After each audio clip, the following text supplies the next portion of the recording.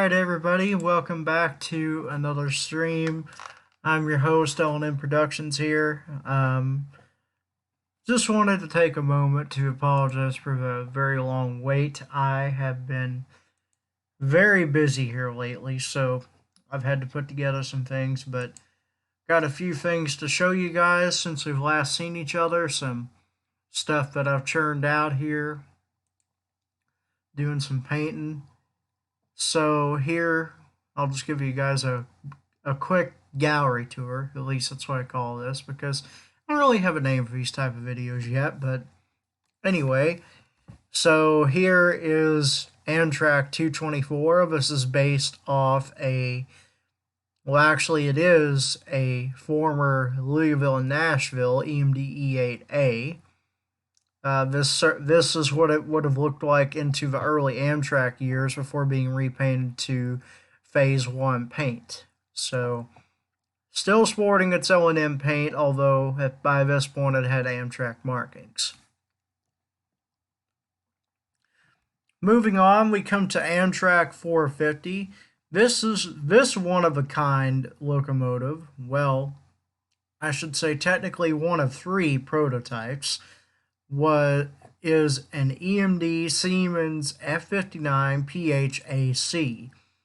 Now, I would assume this is part of the 59 the 59 series of the EMD, with there being the GP49, the GP59, and I guess this was a passenger version of what would have been the GP69. Although we never did get anything past the GP60 because EMD quit making locomotives in the Jeep series after the Jeep 60M and the Jeep 60B respectively. So these only served on Amtrak for a little while. They were delivered in, I believe, Phase 3 paint. They served until, well, they served from the late 90s up to around 2009 when Amtrak retired them from service, and all of them were sent to NRE, where I think they are pending disposition to this day. So, yeah. Next, we have Amtrak 500. This is one of the famed EMD SDP-40Fs, which was based off the extremely successful SD40 and later the SD40-2, albeit this had a full-width cowl body.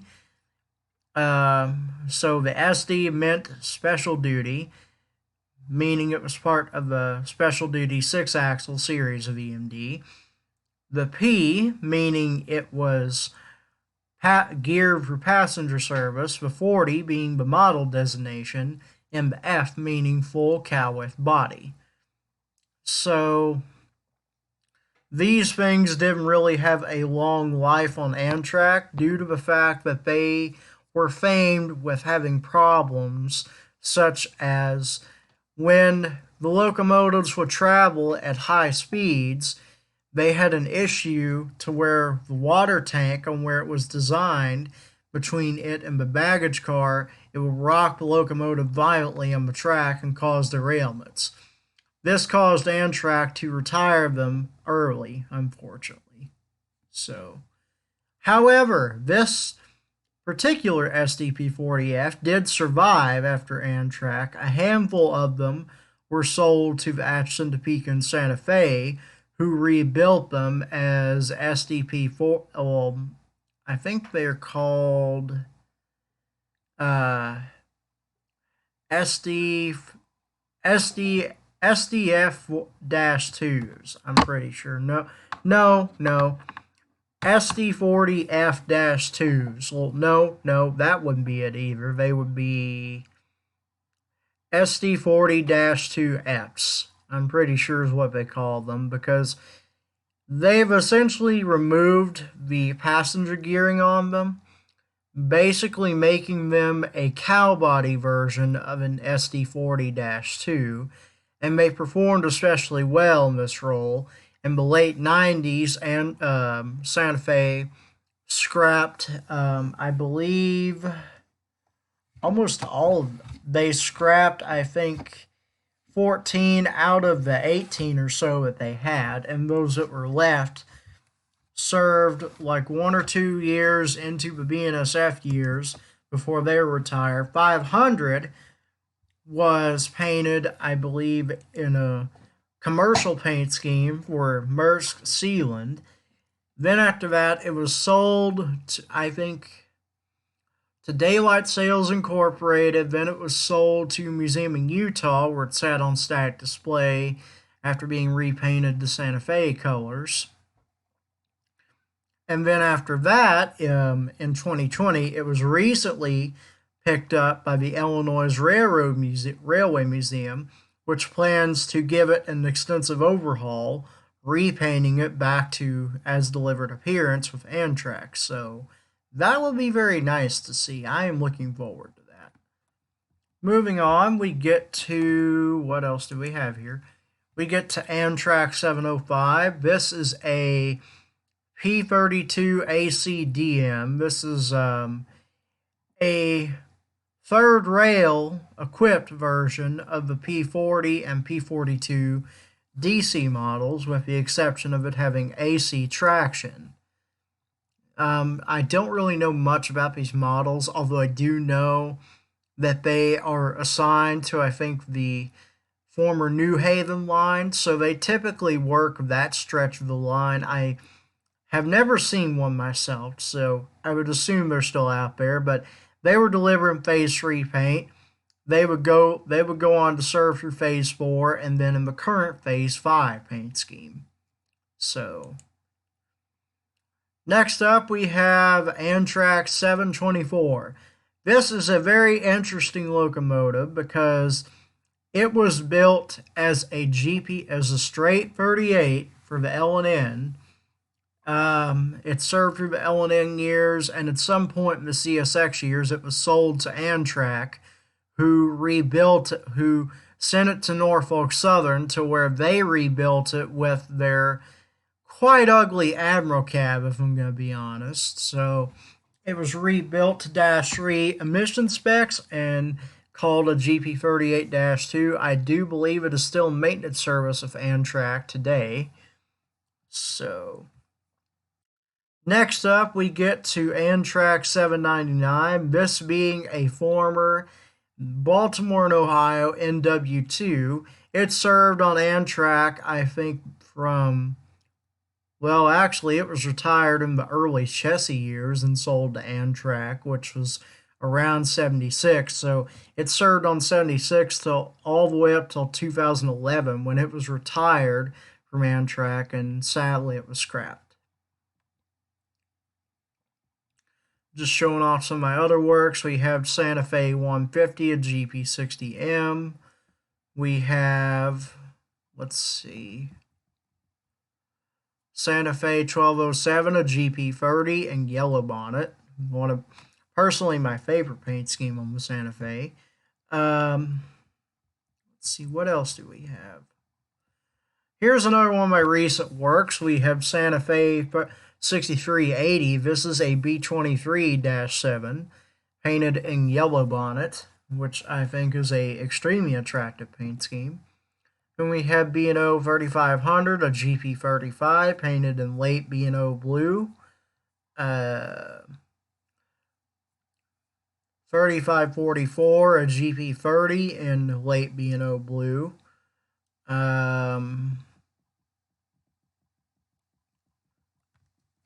Here's a patched BNSF GP60.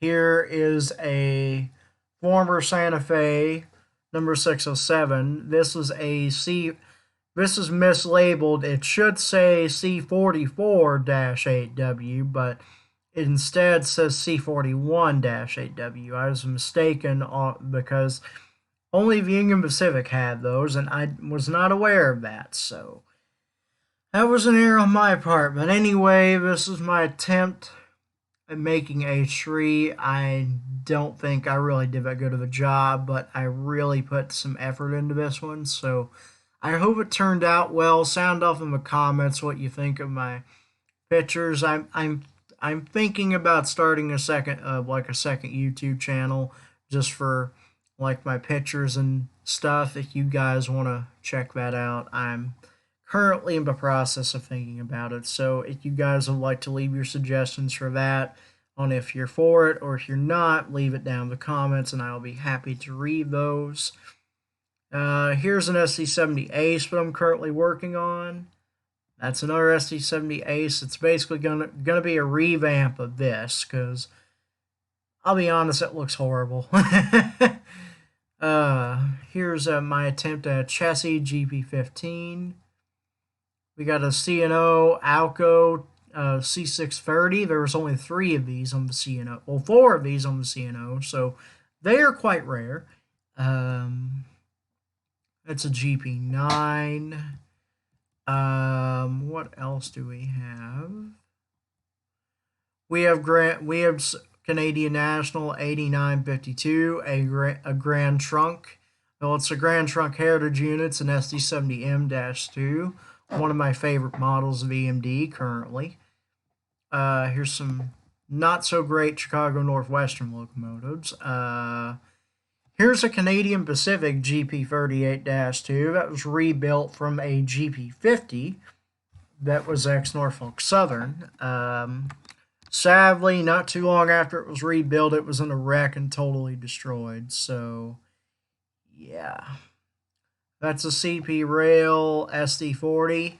That's a GMD SD40. That's a work in progress SD70 ACU.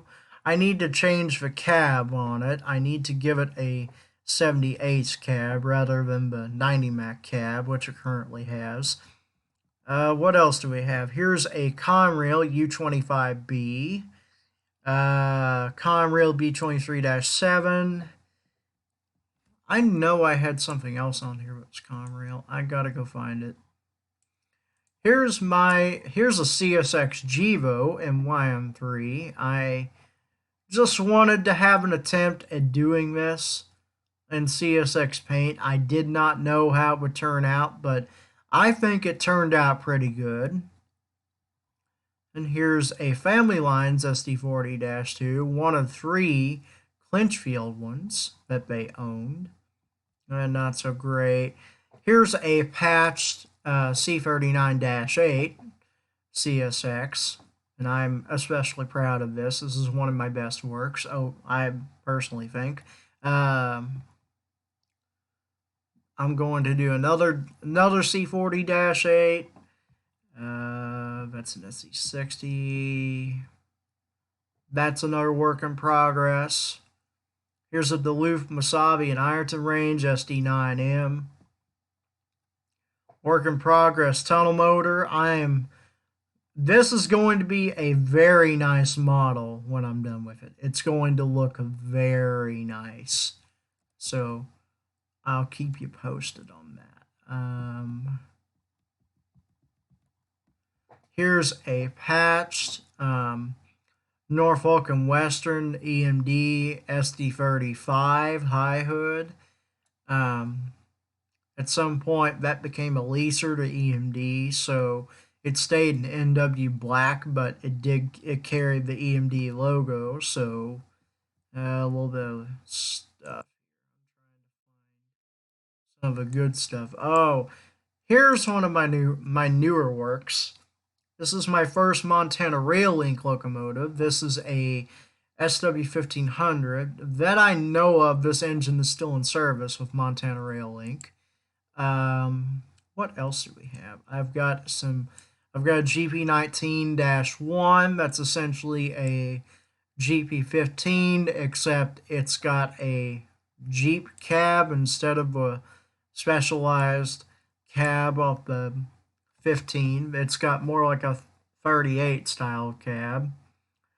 I've got some LETX stuff. I've got all kinds of good stuff I'm going to do here. We got mains. Well, we got really this is Pan Am, but Pan Am 7898, a former CSX YN2 C40-8. What else do we have here? Got some stuff for Corman. There's some RJ Corman stuff. That's a GP11. Here's a SD35, which is on display at the base of operations for Corman in Lexington, Kentucky, which I happen to live near. So I'm literally right next to their biggest yard on the system, their home yard. This is one of my proudest works. This is a Seaboard Coastline U36B. I am very proud of this. It's my first ever Seaboard unit, and I think it turned out very nicely. What else do I have? I think that's about it.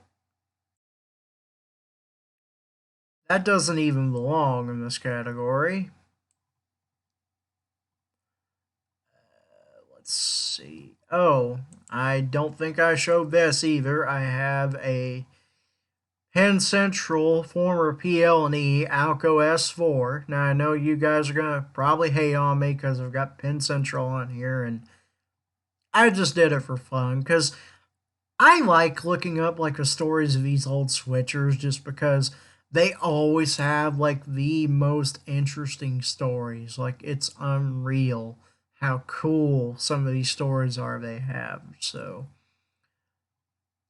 oddly enough, this thing is sitting abandoned by the railroad that bought it because it was used as a parts unit for an already working locomotive of the same model that they had. So quite interesting. Now, if we go over to the semi-fictional category, I've got some stuff in here. I just released this today. It's a Conrail AC6000 CW, one of my personal favorites. Now I know it's got a few things that aren't exactly accurate about it. One, the ditch lights aren't accurate.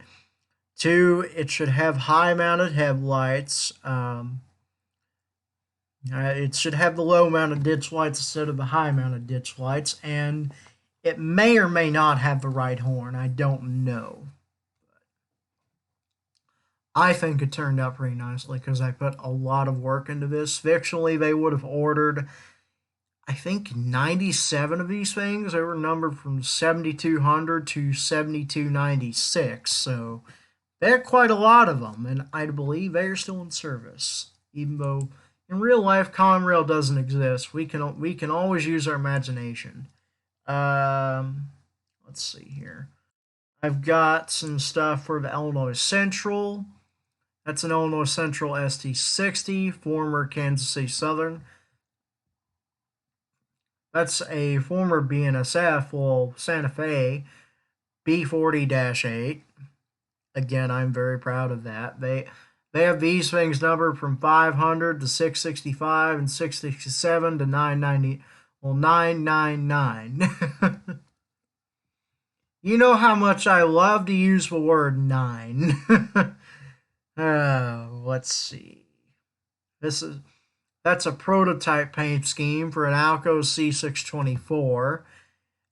These were they didn't stay in this paint scheme too long. They were eventually repainted to, I think, diamond black. So they have the diamond logo on them, but they didn't stay in that paint for long. Here is what I believe is a beautiful Illinois Central E8A, number 4020. I don't know if this unit is still around or not. Let's see here. Here's another fictional railroad I've got going. I need to do some more work for it. It's the Kentucky and Indiana Terminal Railroad. That's an SD35. Its original number, well, the original numbers were 44 to 52, and then they were renumbered to 84 to 89. Painted in the Eagle Gold and Blue paint scheme. So Eagle Gold and Kentucky and Bluegrass Blue. They call this the the American Bluegrass paint scheme. I think is what they call it. So they only have two SD40-2s, both of which are former Rock Island. They were originally numbered 91 to 92, then they were renumbered to 53 to 54. So here is a SW1500. They actually did operate these, numbered from 67 to 83. All of these are still in service. That's a B-32-8. They did operate these.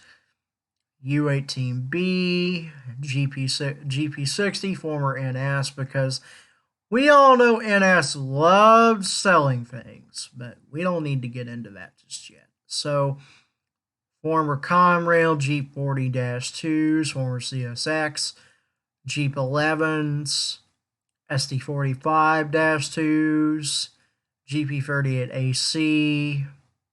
Well, technically it was rebuilt to a -2, but then it was rebuilt back to an AC, so it's technically a GP38-2 AC.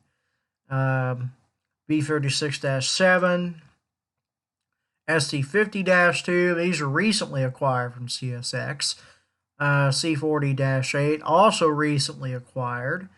Here is there's, I think, about roughly 4 former Union Pacific C41-8Ws, GP15AC, former CN GP38-2Ws, former GE leaser B23S-7s, meaning it's a rebuild. I've got some former CN Yard Slugs, RS-18 High Hoods. Of course, we've got a handful of gen sets. And there's some more gen sets, and then they got the rolling stock, which is the boxcars. We've got the bulkheads, covered hoppers, tankers, caboose, coal hopper, gondola, auto rack, front runners, which I don't really know what these are used for. They've been rebuilt, I think, as just standard flat cars, and they've also been rebuilt to where they have the standard 2-axle instead of the very stupid looking and underperforming 1-axle. Center beams, heavy duty flats, and we get into the Monon stuff, but I don't really have much Monon done just yet. So yeah, here's a Monon NW2. I've got a lot more Monon stuff I'm going to be releasing. I don't know when. I have just too many stuff to work on, if I'm going to be honest. We've done some work on the RPMP, which is a railroad. I give Scratchy the credit for developing this railroad on Trains a New Era and Trains 12 and Trains 19. So these are 3 fictional B40-8Ws. These are acquired from BNSF, I believe, in 2016. We got some RS3s. Those were built new. Former Conrail Alco C624s. These were acquired in 1980, and they are still in service as C424Ms. Again, same thing with the RS11s. These are former nickel plate. They were acquired in 1978 from N&W. They didn't really last too long into N&W because they were already old by the time N&W got them. So I think they had planned to maybe do like a tribute paint scheme to the nickel plate in this locomotive, but I don't really know. Then we have some former C&W SD40s. These were sold just months before the Union Pacific merger. Then we have the GP7Us. There are 3 of these, all of which are former Santa Fe.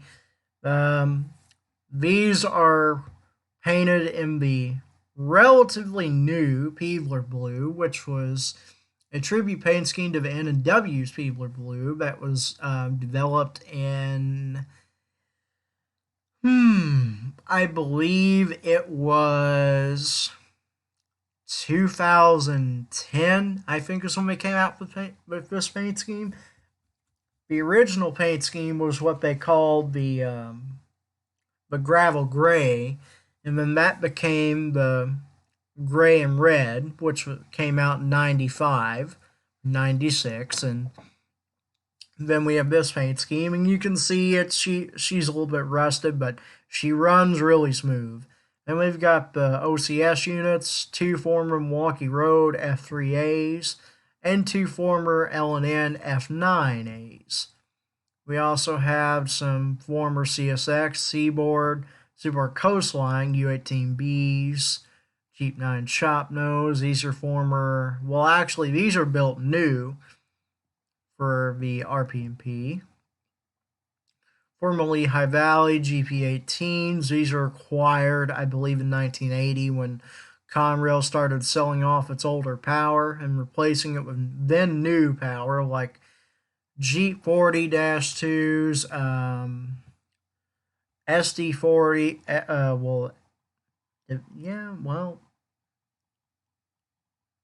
Yeah, they did have SD40-2s, I'm pretty sure. I'm almost sure they did, but I need to look. CREMD SD40-2. Let's see what we come up with. Did they have this? Oh yeah, they did. So they replaced it with then new SD40-2s. I think B30-7s, B23-7s, and I think maybe B36-7s, but I don't know if that Conrail got those or not. These are former L&N GP9s. We had some former BNSF SD75Is. These were acquired just this year, I believe, from, what was it? Oh, they were acquired just this year from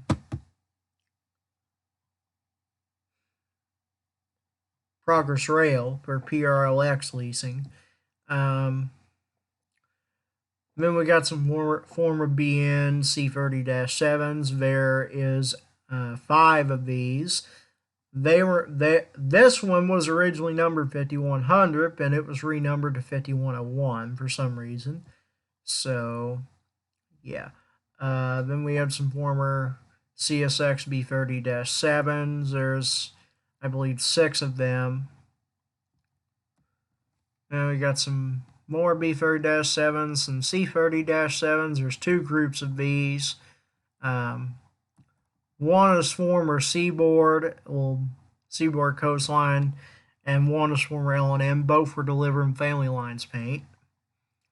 Some former Soo Line SD60s, which were bought off the Indiana Railroad. There's 5 of these. Then we have a rolling stock, which is coal hoppers, coal hoppers, coal hoppers, grain hoppers, more grain hoppers, flat cars, bulkhead flats, auto racks, gondolas, caboose. Then we've got some more. Then we've got some more stuff down here. But anyways, that's going to do it with the locomotive tour. Now to the gallery tour.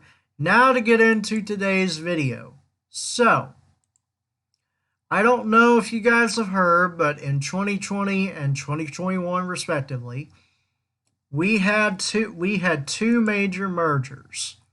One, we had the Pan Am CSX merger, which was a tragedy for everybody, and a year later we are still wondering what's going to happen to Pan Am. Like, are they going to be like TTI, where CSX takes control of the company, but it's a subsidiary, or are they going to fully merge the company? We don't know, and I'm really hoping they just make it like TTI. That way, all the Dash 8s that they have there and stuff, like the old power, it ain't going to go anywhere.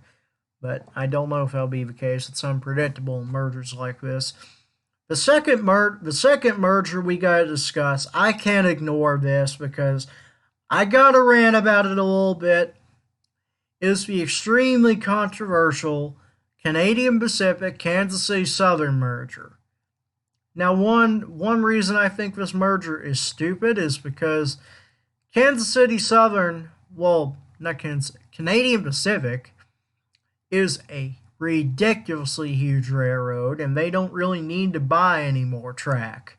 I mean, why do they need any more track? I mean, they've already got pretty much a huge route throughout America. And really, rather than buy up a whole railroad, they could just buy sections of track from it if they want it. Like, I don't understand why they want to take control of Kansas City Southern, because if this happens, it will cause another super merger like we saw in the 90s with the fall of Burlington Northern, Southern Pacific, Conrail, Santa Fe, and countless other names that I can't list, but it's going to create another batch of super mergers. And if they do this, which I pray the ICC does not approve it, because it is just way too big of a merger for them to do this. I just don't understand at all why they would want to do this. It makes no sense.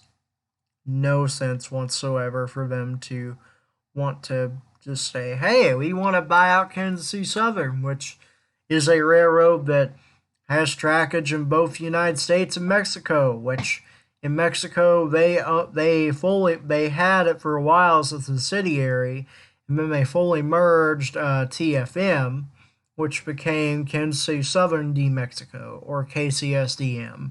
So I'm very much against this merger because I remember just a few years ago in 2014, 2013, one of those years, Kansas City Southern, well, not Canadian Pacific, did the same thing with Norfolk Southern.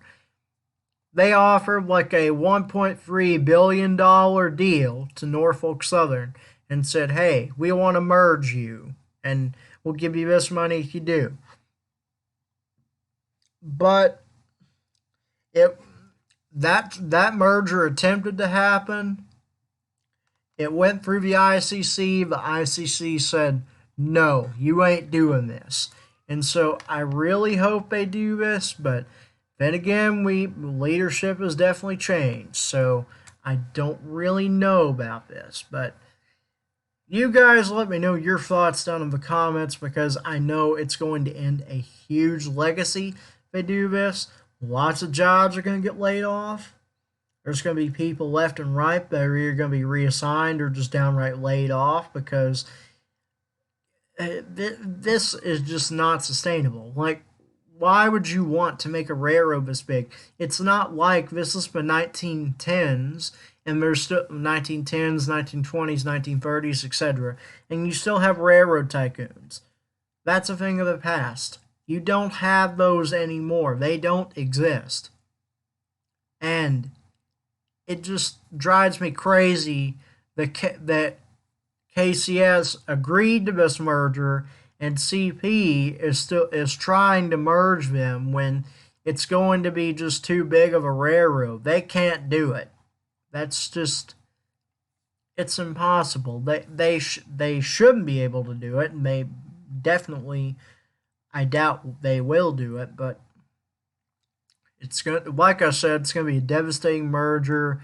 There's going to be a lot of jobs laid off, and for those people who are worried about their jobs, I am very sorry for you, and I wish you the best, and I hope that nothing happens to your company, that you've worked so hard to keep going and just keep it on the ground and work every day to keep it going, and then have some railroad that is from just way up north just comes out and says, hey, I want to buy you. It just really upsets you whenever you see something like that. You're like, wow, they actually want to do that. But nope. So it says here that, like it's okay. I'm not gonna get into math because I don't do math.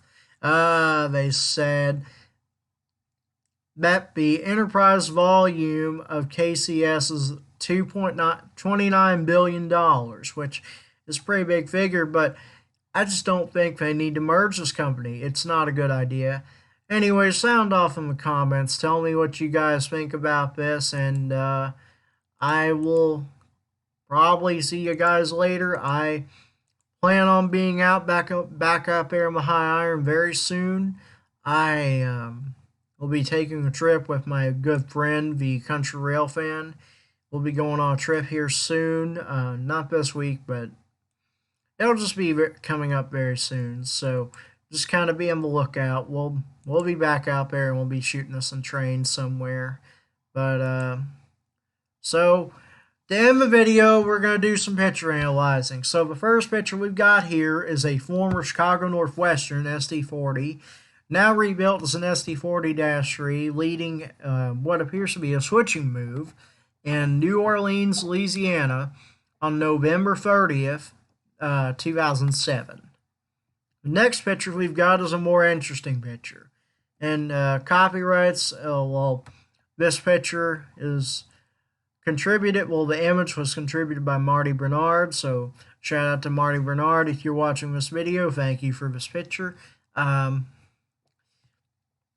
Next up, we have a Kansas City Southern AC4400 CW, number 2001, and BNSF 4701, a C44-9W fake bonnet, leading a freight through Lee Loop, Kansas, December 8th, 2005.